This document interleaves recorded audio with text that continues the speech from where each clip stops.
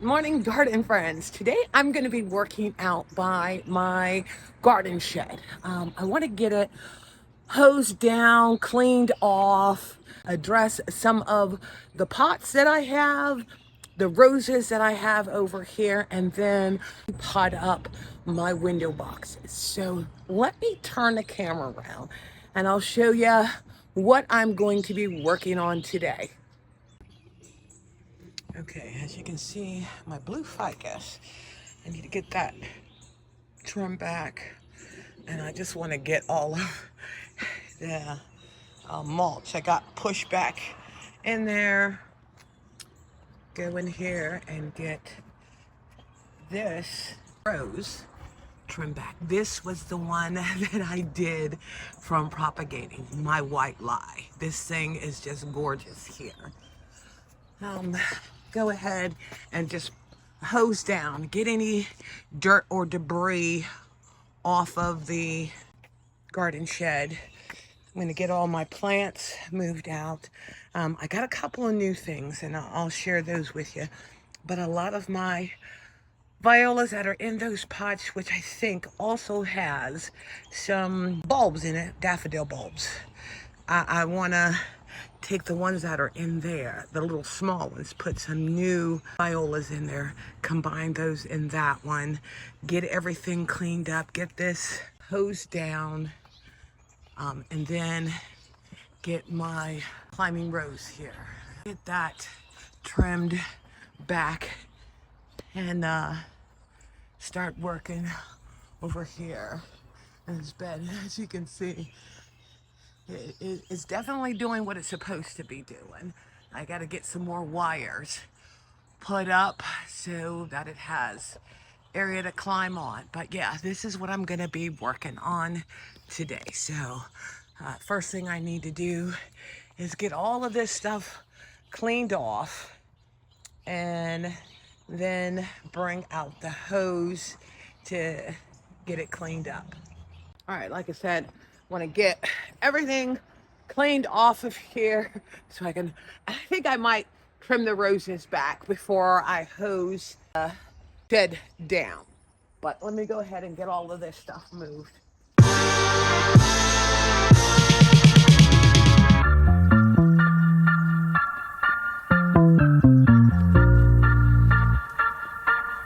And like I said, some of my pots that I'm going to combine the violas do have some daffodils in them. So just gonna tidy them up, mulch them, and then get this set back up.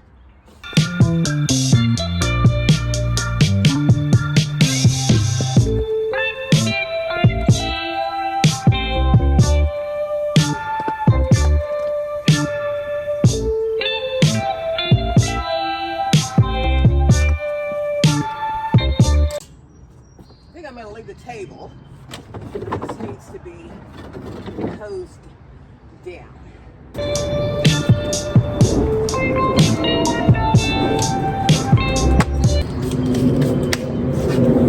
Okay, let's see if Kevin can move these two pots for me.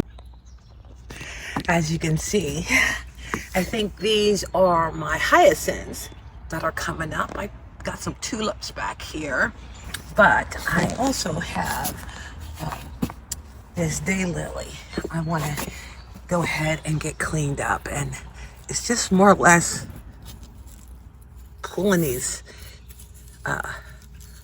branches that look damaged,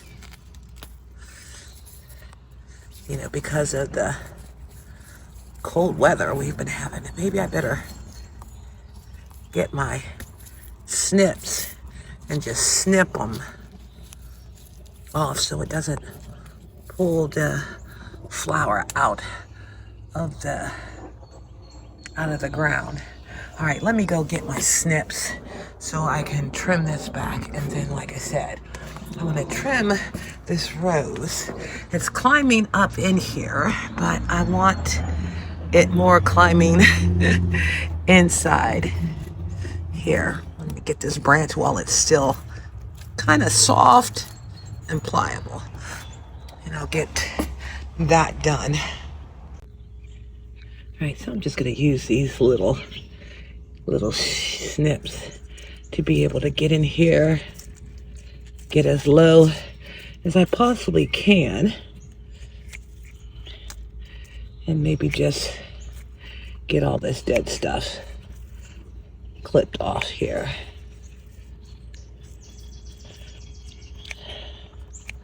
Yeah, that freeze really did a number on some of the plants here, but these guys are relatively hardy. And then I just don't like seeing the stuff that looks damaged, even though I may not have anything growing. Just having it nice, clean, and neat makes it all worth it. Yeah, a couple of these. Get that cleaned up. All right. And that just gives less chance for disease because of it possibly rotting. And then this rose cedar bush, I'm just going to get some of the branches that look damaged, snipped off, and some of these leaves off here. I'm just gonna cut that right there.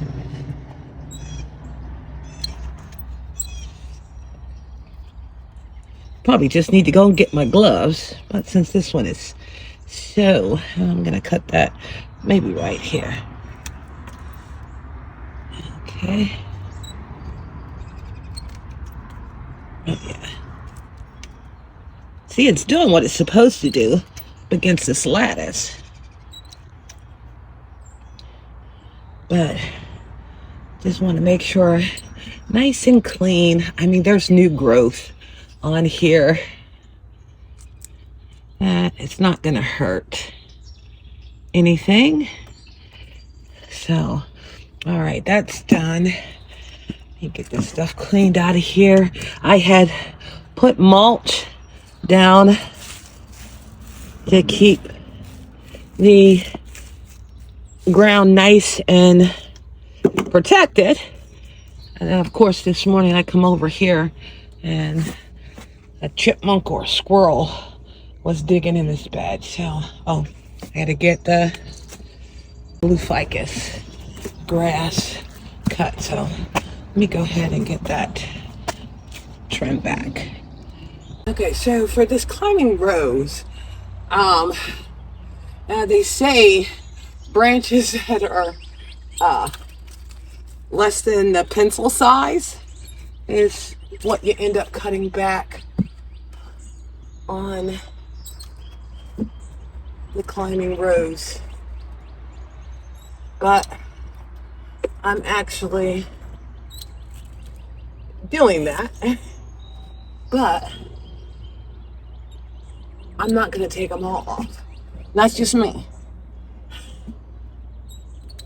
Because I see so many buds on here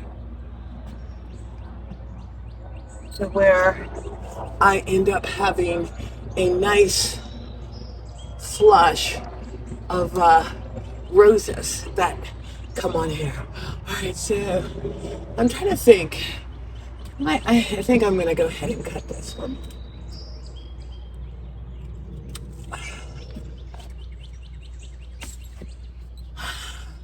Anything that, like I said, is crossing over.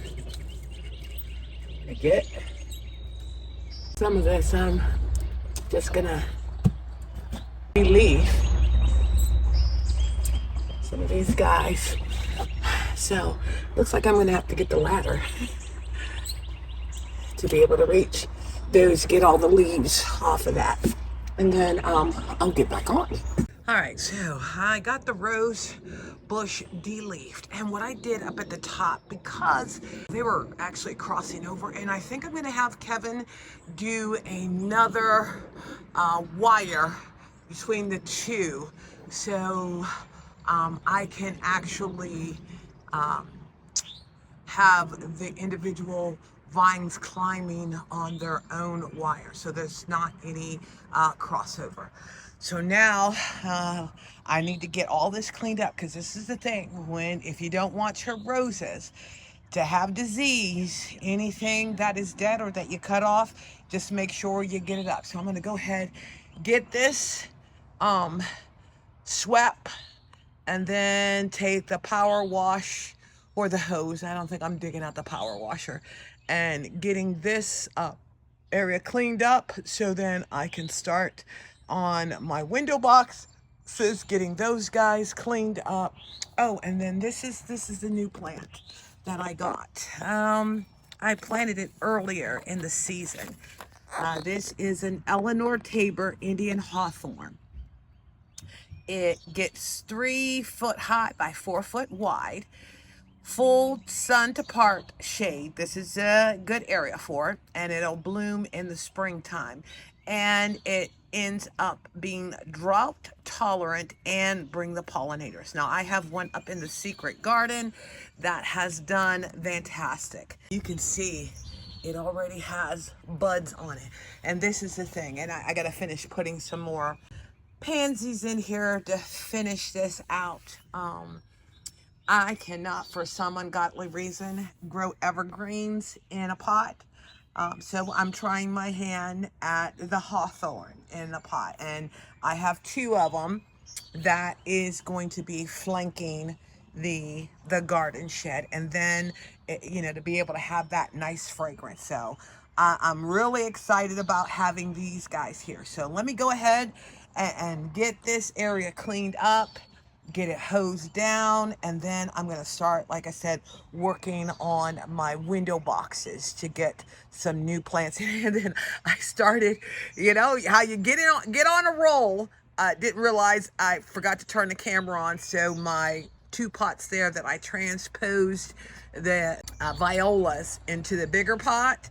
And yes, I do have daffodil bulbs in there, so that's going to look nice when those guys come up with the violas surrounding them. So like I said, let me go ahead and get this cleaned off, and then hose down, and then I'll get things set back up, but then start working on the pots.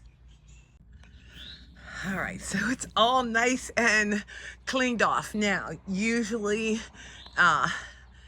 in late spring, I end up doing like a touch up on the floor, just so it's like nice and nice and clean.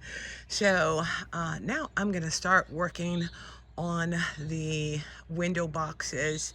That way give the floor a chance to sort of dry before I walk on it and start to put the items back on there. So let me go ahead and get these containers filled up. And what I'm going to be doing is I'm going to be putting purple and white pansies in these containers. All right, so I got the containers cleaned out. Boy, these ants love these boxes. And what I did was I left a little bit of the mulch, because I get the really fine mulch in here to help with, air circulating, so it doesn't end up getting root bound, and then also for drainage.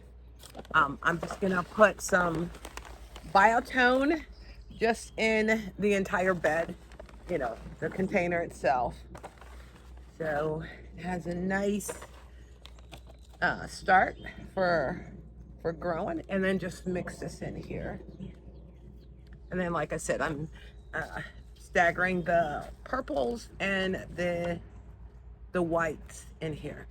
And like I always do, especially for containers, because they tend to get root bound so quickly, and especially annuals when you got them on a feeding schedule. I'm just getting all this dead stuff off. so that it ends up pushing through new.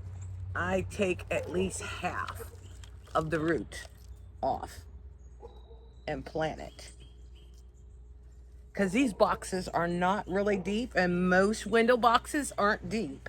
But what this does, it allows them to have room for their roots to grab onto something and not be fighting for, you know what, I'm gonna take those off because they're brown, even though I like having some color.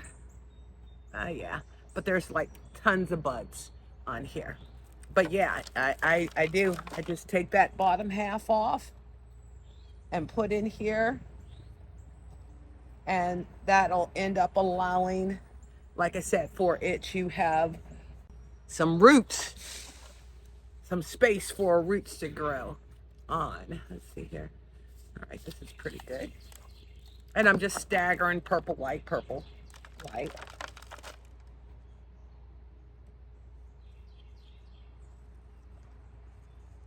And then I'll come back and put a nice layer of mulch on here, and then water the plants. They're a little dry, not too much. Okay.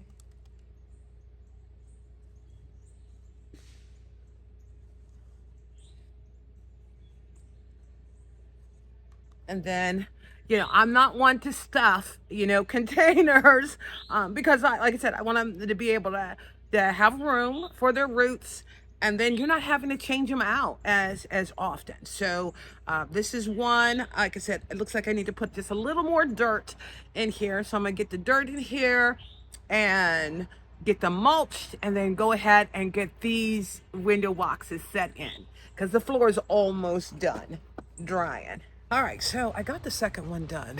And then, you know what? I come to realize that I don't ever notice anyone putting mulch in their containers, whether it's a window box or a pot. And the only thing I can think of is because people pack them with like a bunch of stuff. So is there no need to put the mulch on it? Because I put the mulch on it, you know, to keep the moisture in there and keep it cool. But just got to thinking, if that was the reason why, I hardly ever see anybody put mulch in their containers, or unless I'm just missing something.